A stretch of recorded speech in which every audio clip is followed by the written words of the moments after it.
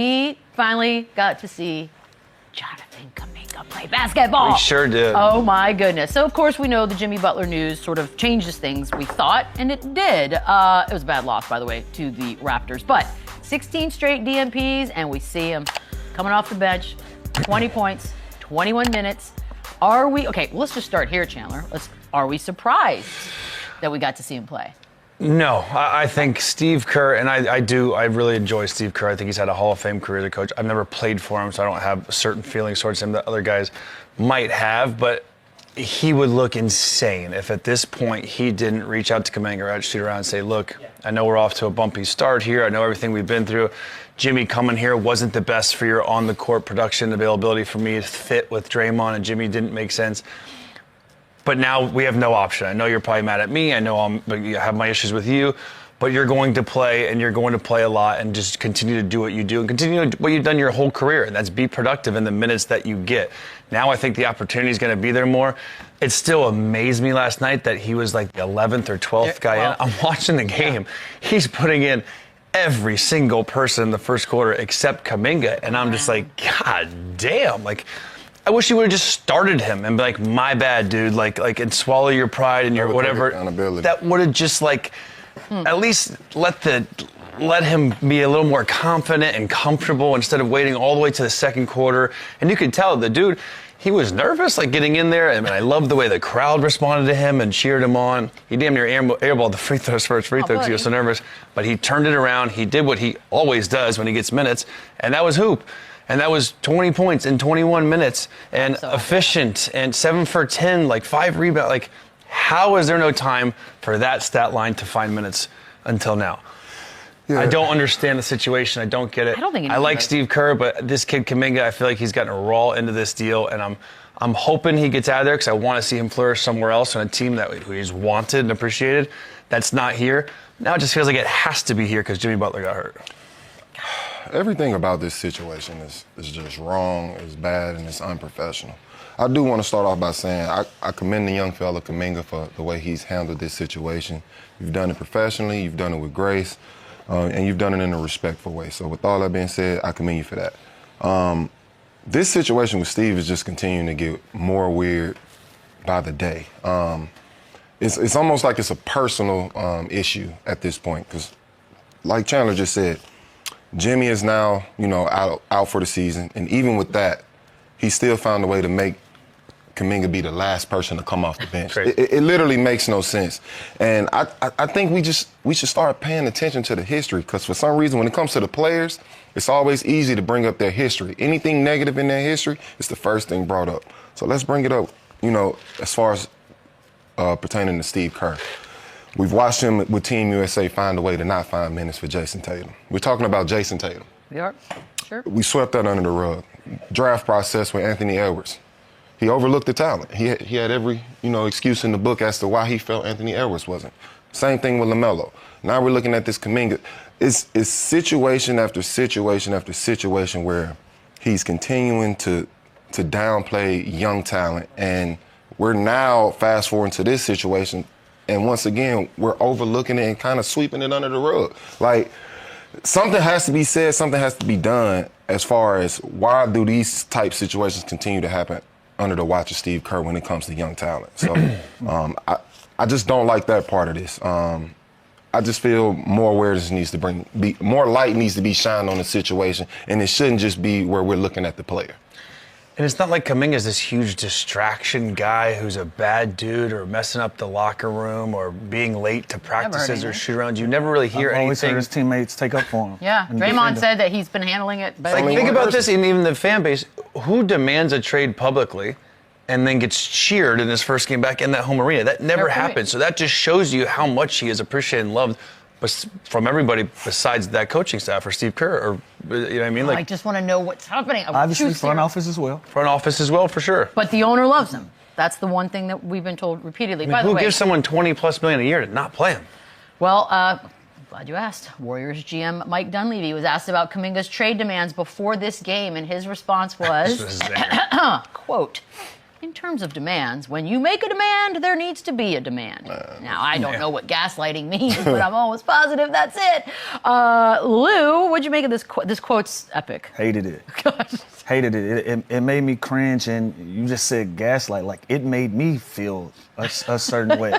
You know, like, there has to be some type of respect or protection for Jonathan Kuminga when it comes to this. Like, how can you not say there isn't a demand when he's not playing? And usually when you're not playing somebody that you're paying $20 million, that's because you're trying to protect an asset that you know is going to bring something in for you. So to tell me that, you're telling me no teams are calling about Jonathan Kuminga right now? Like, No, the Kings are. You can't convince me that there isn't a demand for Jonathan Kuminga. Now, is it what you want to hear on the other side of that phone? Is it the deals that would benefit the Warriors instead of Jonathan Kuminga? Probably not. But you can't tell me the phone's not ringing for Jonathan Kuminga. Crazy. This kid he's 16 straight DMPs and he walks into a 20 ball. Like, that's a basketball player that can play, and a lot of teams can use that. Like, you look at these clips. What team can't use a 6'8", 6'9" kid, still young, still early in his career, that can go out and give you these type of buckets and this type of flow? Sure, it may not work for the Golden State Warriors in the style of play that they play, but that's a hooper right there. That he passes the eye test as a hooper. So you can't tell me there's no demand. I ain't trying to hear that. And it was cringy to me, and I didn't love it. It's a good point. quote. There's not a lot of guys that can not play for over a month and go and just get you a quick 20 ball. No. And not, Pretty but much it's in like not just 15 not minutes. playing. It's not playing, but also sort of publicly being practicing on your own, workouts on your own, it's left the more than facility that, for a while. So yeah. the fact that he can still do that and stay professional throughout this whole point, that's where I am. I'm not like a hothead or a bad guy at all. I wouldn't have been able to handle the situation like that. And I swear, like the whole Gilbert Arenas thing, I think I would have told him to kick rocks. I'm not playing. the fact that I'm playing 48 minutes or nothing. I don't think I could, and I don't think, I I think he's a better guy than me because I don't think I'm ever playing, you know what I mean? Better guys Definitely than a better one than me. Until something was to happen, or at least until after the trade deadline where they've exhausted all options. And I understand what Mike Dunleavy's saying here. It's a cold-blooded comment. And I don't. It's cold, but It's anybody not. can Hold on. anybody. I'm just saying. what part is it? I don't understand Any anything player about- can demand a trade, but if there's not a trade out there that makes sense for the organization and my job to make the team better, then there's no demand that we need him back. So again, did the CP trade make sense? I'm hearing you. I'm hearing you again out. with the Jordan Poole. I feel like Jordan Did Poole that had to make go. sense? Jordan Poole had to go. As the Okay, Draymond yeah. thing. I'm hearing you out. But I am just CP saying, being added to that team made sense. I do think. No. Go ahead. I do think there's demand for Jonathan Kuminga because of his age, because of his production, because of all that. I think the fit on Golden State, Why is once he they got saying Jimmy that? Butler, So say didn't really make sense. But now that You should he's say that. gone, but to say this just felt like they were kicking him a little bit while he was down. This is a guy that gave you productivity in a bad night last I know, night. but what and you Dunleavy still kick him. But so what Dunleavy's saying is you can make a demand all you want, but there has to be demand that makes sense for us to say to get that. in return. Don't say it's not a demand. Yeah. Say that. Say I'm that. pretty if sure there that's what isn't- he meant. But you're because just basically we're not you just saying- said no one wants We're you. not trying to figure out what he meant. Yeah, We're and gonna I know say he- and I know he made these what he comments it came said. off a before little the- more malicious, I think, Because than it was. It was malicious. Like that's the part of this that we keep sweeping under the rug. This is a personal issue with Steve Kerr. Obviously, Dunleavy is in on it too. We can't keep ignoring. You don't say those type of things if it's not personal. And on top of that, there's no demand, and there needs to be a demand. So all those guys playing in front of them, is it a high demand for them? Guess what? Outside of Steph, Yeah, outside like, of I think- Draymond, I can you mean guarantee to you tell one me it's thing. a high demand for I can guarantee Pajinski? you one thing, Boogie, and No, I think and he's also got, CP. besides Steph Curry, I think he's got the highest demand on the team. Who? Kaminga.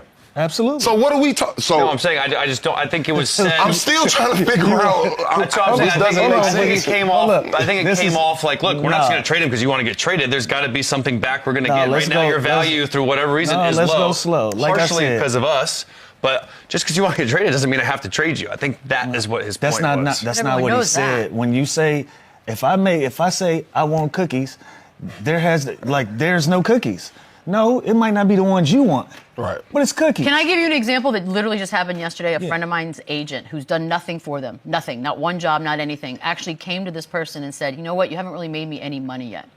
Okay, well, that's gaslighting because you haven't done anything. You haven't put me out there. You haven't shown the world what I can do. And now you're coming to me and telling me it's my fault. Like, I feel like that's, you've publicly that's where if I'm humiliated me more. Kuminga after the game and they ask me about that, I'm saying, of course, there's little demand. I haven't been able to play. I've done nothing. Like, that's not up to me. That's what I would say. I'd say, look, I've handled this professionally. If my demand or my value is low, It's because of them, not me. Absolutely. Listen, That's all you I would don't say. give somebody $20 million that doesn't have a certain level of talent and demand. So the difference between there not being a demand and not being a demand as far as we are concerned are two completely different statements to make. Yeah. Does anybody think he's changed his mind? Do you think Kuminga at all, from last night, it's Change his mind about what? to want to be traded? Is there a world in which he's like, I don't really. I think it's it's speeding up the He process. cannot stand Absolutely. at this point, and I can't really blame him. He can't stand Steve Kerr. There's no trust there. There's no love there. There's no respect there. And even last Can it night, not yes, get I better? played, but like the fact that I was the 12th guy off the bench with the guy in front of me out, I did not sleep well last night. Like that is not okay in my eyes if I'm Jonathan Kuminga. Now I can't wait till their next game because like again, 20 and 21 minutes. Is he the 12th man off the bench again, like next game, or does he start? We have now is no he the first idea. guy off? Like, are you going to coach this? Are you going to coach him differently now that you saw that he was a ready and professional and played well? By the way, when the game This you were getting your whole thing is ass kicked crazy. all game long. Also that. You were down 10-0. You were down 18. And you still didn't put him into the second quarter. Okay, Like, so it he's was still it was gonna just get a little traded. ridiculous last night. So I'm glad he played good. I just like unless he like starts him next game or something or he plays him 35 minutes, I happen. still am pissed if I'm It could Kuminga. happen, though, by the way. That's what's great. We have no idea. I guess I'm asking is like, I don't know, human nature, when something goes as bad, is it even fixable? But has there ever been a case where you just didn't have a good relationship with a coach and it got better? No. Or is it once it's broken, it's broken? It's broken, man. No. It's broken. And I think we should hammer the point home that this young man demanded a trade, and he's 100% professional in all of this. We've been the ones defending him. The media has been defending him. His teammates have defended him. The crowd has defended him. Everybody has defended this young man but himself. So is this going to get better? Absolutely not. But his number was called, and he showed up. You can't tell me there's not a demand for somebody like that. And no doubt, listen, the trade deadline comes, and I think they're going to weigh all their options. But like the knowing that Jimmy Butler is out for the season, I think softens the blow a little bit. That look, F Steve Kerr, I don't care. I'm going to be a professional. At least I'm going When to play. Jonathan Kuminga checked into that game against the Raptors, you could feel it in Chase Center. It wasn't just noise, it was tension. It was frustration. It was a fan base that has been sitting on something for weeks, finally getting a release. 16 straight DNPs, 16 games of watching a young, explosive wing sit on the bench while the Warriors search for answers they already had. And then he steps on the floor and drops 20 points in 21 minutes. Efficient, aggressive, confident. That's not a fluke. That's a player telling you he belongs. And that's where everything gets uncomfortable for Golden State. Because Jimmy Butler going down with the torn ACL didn't just change the season, it exposed every single decision that led up to this moment. The Warriors are suddenly short on firepower, short on wings, short on athleticism, and the guy who gives them all of that has been stapled to the bench for a month. Kuminga didn't look rusty, he didn't look out of rhythm, he didn't look unsure. He looked like a hooper who had been waiting to be let out of the cage. What made it worse was how it happened. Steve Kerr waited until late in the rotation. Kuminga was literally the last guy to check in. The arena felt it. You could see it in his body language too. Nervous at first, tight. Then the game slowed down and he started doing what he always does, getting downhill, finishing through contact, forcing defenders to react. And suddenly, the Raptors had a problem. That's the part Dub Nation can't ignore anymore. This kid just gave you 20 and 5 on 7 of 10 shooting after not playing for weeks. What more does he need to do? How does that not earn you minutes? How does that not earn you trust? If Kuminga was really just some raw, unreliable piece, he wouldn't walk into a game cold and do that. That's skill. That's preparation. That's professionalism. And let's talk about the bigger picture. The Warriors didn't just lose Jimmy Butler, they lost the leverage, they lost their second option, they lost the safety net that allowed them to keep playing this waiting game with Kuminga. Now they need him, and that changes everything. Because when you need someone you've been pushing away, it creates a problem, a real one. You can't bench a guy for a month, let him hear trade rumors, let him feel unwanted, and then suddenly say, hey, save us. That's not how trust works. You could see it in the way people were talking about it on the broadcast. This isn't just basketball anymore. It feels personal. Kuminga isn't some locker room cancer. His teammates support him. Draymond has spoken up for him. The fans cheered him. That doesn't happen for a guy who isn't respected. It happens for someone people believe in. And then you get that quote from Mike Dunleavy saying, when you make a demand, there needs to be a demand. That hit the wrong way. You don't say that about a 21-year-old who just dropped 20 after being iced out. That's gaslighting. You can't hide a guy's value by not playing him and then say he doesn't have any. Kuminga passes the eye test. He passes the numbers test. He passes the energy test. If he's not a fit in Golden State's system, fine, but don't pretend he isn't a player. Plenty of teams would love a 6'8" wing who can score, run, defend, and still hasn't hit his prime. And that's why this is now a ticking clock. Either Steve Kerr finally commits to him, real minutes, real role, real trust, or this thing is going to explode, because Kuminga has already shown he's ready. The fans have already chosen a side, and now that Butler is out, the Warriors don't have the luxury of playing politics anymore. Dub Nation doesn't want to waste Steph Curry's final years watching internal drama. They want clarity, they want a plan, and they want the best players on the floor. Jonathan Kuminga just proved again that he's one of them. Now the question is simple. Are the Warriors finally ready to admit it?